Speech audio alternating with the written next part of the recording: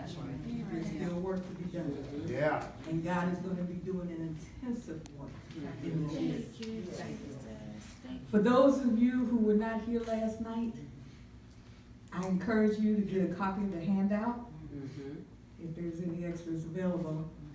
I was looking over the prophetic word this morning as I was getting ready, and I said, how I missed that? But I want to do a little recap of that. One of the things that the apostle said was, because you are willing and let it go, the enemy has to repay you sevenfold.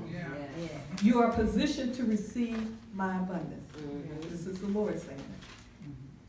The things the Lord is instructing us to do in the past. How many of you have obeyed God in something and you didn't see what you thought would be the manifestation or the outcome of it? Amen. Everybody here? Yeah. It was a test That's right. of your faith and your obedience. But it was also a seed sown. Yes. And I decree right now in the name of Jesus that you will see manifestation Thank you, of it Lord. in this year. Thank you. Abraham did not see the full manifestation of his promise. He only believed and it was counted as righteousness. Another part that the Lord said was, write the things which I will reveal and show you as a testimony. And what I heard when I was reading that was testament of my providence showing up. Testament is defined as a tangible proof or evidence. We are to record what is revealed to us so that there is a record and a witness in the earth of what God has already said in heaven. Amen. He also said, I saved the best for last. There are many scriptural references, and I believe you're going to be getting the handout, so I won't go over them now. But what resonates in my spirit all the time is when the Lord says, the last shall be first. That's right. We are the first. We are the forerunners. Yes. Amen?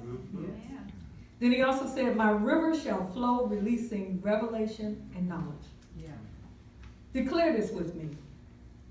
I expect to receive wisdom, knowledge, and strategy on how to do kingdom business, and the leveraging of finances.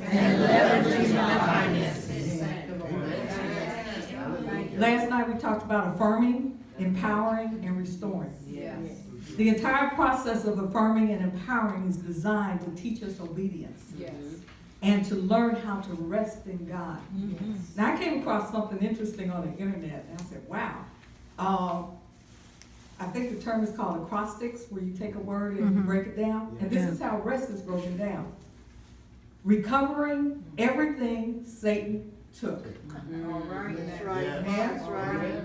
And a good example of that is David in 1 Kings chapter 30, where he and the mighty men of valor were out, and the Amalekites came in and stole everything that they had. Now, they had been battling and warring, so they were wore out. But when they came back, David had an indignation that rose up on the inside of him, and he was determined to recover everything that was stolen from him. So much so that God provided an individual who witnessed what took place to help him to find out where it was located and to recover it. Yes. He also shared the spoils when he recovered it with those who would not go with him. I didn't say did not go with him, but they refused to go. All right. He also shared with those who were empowered to help him to be established to reign. Because not too long after that happened, when he recovered what was stolen, he was then positioned to reign in Judah. That's what we're being done. That's what God is doing with us. He is positioning us to reign.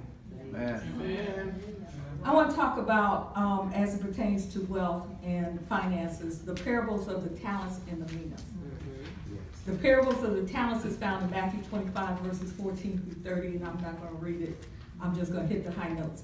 And then Luke chapter 19 talks about the minas in verses 11 through 27. We're going to focus just on the one in Matthew, but I want to show you the difference between the two. They both talk about and focus on money being given to do business for the one who is the king. But the difference between the two is in Matthew, by being faithful in what is given to you and multiplying that, you receive the reward of more money. In Luke, when you are faithful in the money that's given to you and multiply that, you're assigned cities. So you have not only personal finances, but you also have rulership. Yes. In the parables of the talents, the master entrusted his servants with his property based on their ability. See, they were already infirm for him to entrust in their care his finances. Yes. In moving from affirmation to empowerment, he then empowered them once he released the finances to them to go out and to do his business. This determines your level of faithfulness. The two servants, the one that received 10 talents and the one who received 5 talents, they multiplied what was given to them.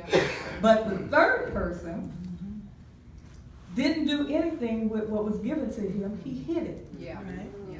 So the master said to him, "You wicked and slothful servant.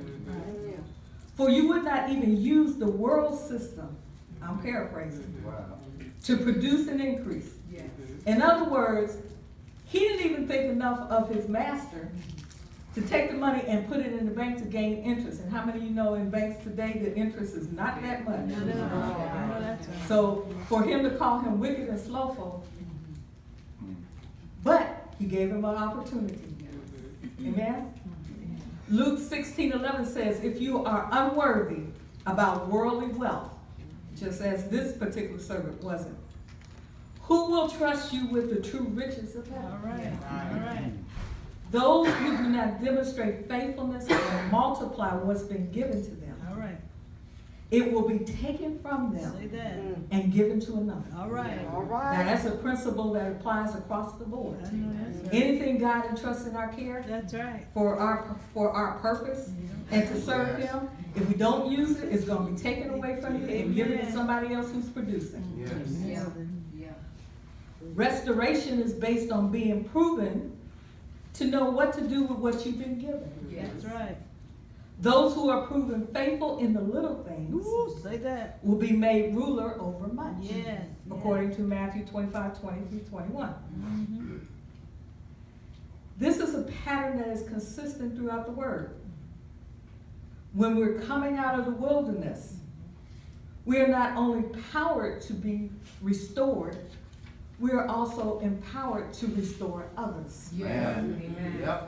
In the restoration process, you will still have to possess by dispossessing. All right.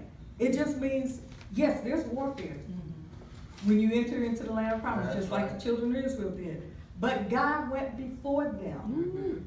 So all they had to do, as it was said last night, was fight for their future. We're to do the same. What we need to do is secure from the Lord the vision and the purpose that He has for us and how He desires us to do Say it. that. Because that's where He's going to provide. Yes. Those who do not, it will be taken away from them because they're not producing. In other words, they're not being a wise steward over what's been entrusted in their care, and they're misappropriating the resources. All right. We can't operate in fear. No way. And a lot of times that's what's taking place.